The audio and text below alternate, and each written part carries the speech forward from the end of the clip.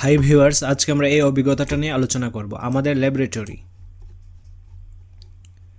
প্রথমেই ভেবে দেখো একটা ল্যাবরেটরিতে কি কি লাগে। তো চলো এখন আমরা এর অ্যান্সার স্ক্রিপ্টটা দেখে নিই। একটি ল্যাবরেটরিতে কি কি লাগে: পরীক্ষণের যন্ত্রপাতি হিসেবে বিভিন্ন আকারের পাত্র, স্কেল, স্টপওয়াচ, বিকার, স্লাইড ক্যালিপাস, স্ক্রু গজ, তার, মিটার স্কেল, অনুবীক্ষণ যন্ত্র ইত্যাদি।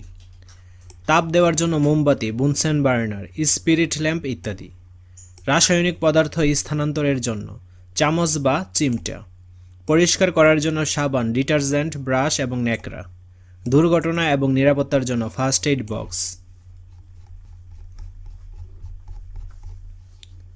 তোমাদের তালিকা তৈরি। এবার বিভিন্ন দলের তালিকার উপকরণগুলোর নাম শুনে নাও।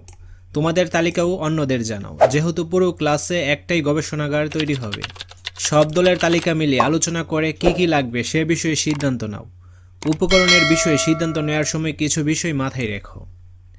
ফেলে দেয়া কিংবা দৈনন্দিন ব্যবহার্য এমন অতি স্বল্প মূল্যের বা বিনামূল্যের উপকরণ জোগাড় করতে পারলে সবচাইতে ভালো। তালিকার যে উপকরণগুলো বাসাবাড়িতে নিত্য ব্যবহার্য নয়, যেমন অ্যালকোহল, থার্মোমিটার, সেগুলো স্কুলে জোগাড় করা সম্ভব কিনা এ নিয়ে শিক্ষকের পরামর্শ নাও। যে উপকরণগুলো বাসাবাড়িতে সুলভ নয় কিংবা স্কুলেও নেই, সেগুলোর বিকল্প সহজ কী ব্যবহার করা যেতে পারে তা নিয়ে আলোচনা করো। তো চলো এখন আমরা এর অ্যান্সার স্ক্রিপ্টে চলে যাই। আমাদের গবেষণা: যন্ত্রপাতি, স্কেল, স্টপওয়াচ, বিকার, স্লাইড ক্যালিপাস, স্ক্রুগজ, তার, মিটার স্কেল এবং অনুবীক্ষণ যন্ত্র। তাপ দেওয়ার জন্য মোমবাতি এবং স্পিরিট ল্যাম্প। পরিষ্কারক: সাবান, ডিটারজেন্ট, ব্রাশ এবং ন্যাকড়া। রাসায়নিক উপকরণ: চুন, গুঁড়া হলুদ, ভিনেগার, বেকিং পাউডার। নিরাপত্তার জন্য ফার্স্ট এইড বক্স। দ্বিতীয় সেশন। গত সেশনের সিদ্ধান্ত অনুযায়ী সব দল তাদের নির্ধারিত উপকরণগুলো নিয়ে এসেছ। এবার তাহলে শিক্ষকের পরামর্শ অনুযায়ী সেগুলো কার্টন বা বক্সে গুছিয়ে রাখো। স্কুলে তোমাদের অবর্তমানে এই ছোট গবেষণাগার ঠিকভাবে দেখে রাখার দায়িত্ব তোমাদের শিক্ষক নিতে পারেন। তোমরা চাইলেই দৈনন্দিন ব্যবহার্য জিনিসপত্র ব্যবহার করে বিভিন্ন ধরনের রাসায়নিক বিক্রিয়া পর্যবেক্ষণ করতে পারো। চলো তাহলে এরকম কয়েকটি পরীক্ষণ করে দেখা যাক। বাড়ি থেকে আনা জিনিসগুলো প্রথমে কার্টুনের বিভিন্ন তাকে সাজিয়ে রাখো। একটি গ্লাসের বা পানির বোতলের অর্ধেক পানি দিয়ে পূর্ণ করে তাতে চা চামচের অর্ধেক পরিমাণ গুঁড়া হলুদ নিয়ে ভালো করে নাড়াও। দেখবে পানির রং সর্ষে হলুদ হয়ে গেছে। এবার এই দ্রবণ সামান্য চুন গুলিয়ে তা ভালো করে নাড়ো। দেখো তো কি হয়, হলুদ রংটা পাল্টে লাল রং হয়ে গেল, তাই না? খুব অবাক হচ্ছ। কোনোভাবে কি আবার হলুদ রং ফেরত আনা যাবে বলে মনে হয়? চলো চেষ্টা করে দেখা যাক। ওই দ্রবণে এবার একটি লেবু কেটে চিপে ফুটাই ফুটাই রস যোগ করো। দেখো তো ধীরে ধীরে হলুদ রং ফিরে এসেছে কিনা। হ্যাঁ, আবার দ্রবণের রং হলুদ হয়ে গেছে। এরকম আরও পরিবর্তন আমরা হামেশাই দেখি। যেমন লেবু চা বানানোর জন্য যখন চায়ের লিকারে লেবুর রস যোগ করা হয়, তখন চায়ের রং কিভাবে পাল্টে যায় খেয়াল করেছ?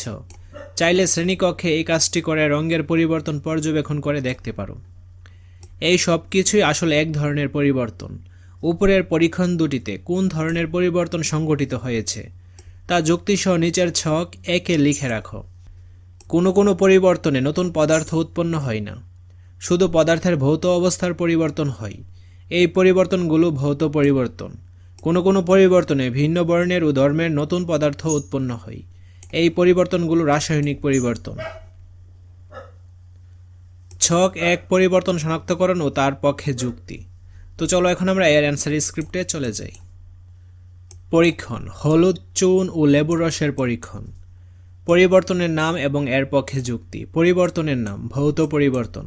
যুক্তি: যেসব পরিবর্তনে নতুন পদার্থ উৎপন্ন হয় না, শুধু পদার্থের ভৌত অবস্থার পরিবর্তন হয়, সেসব পরিবর্তনগুলোকে ভৌত পরিবর্তন বলে।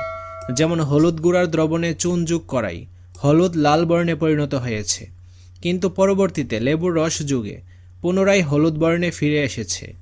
এক্ষেত্রে নতুন কোনো পদার্থ গঠিত হয় নাই, অর্থাৎ এই পরিবর্তনটা হলো ভৌত পরিবর্তন। লেবুর রস যোগ করায় চায়ের লিকারের রঙের পরীক্ষণ। পরিবর্তনের নাম: রাসায়নিক পরিবর্তন।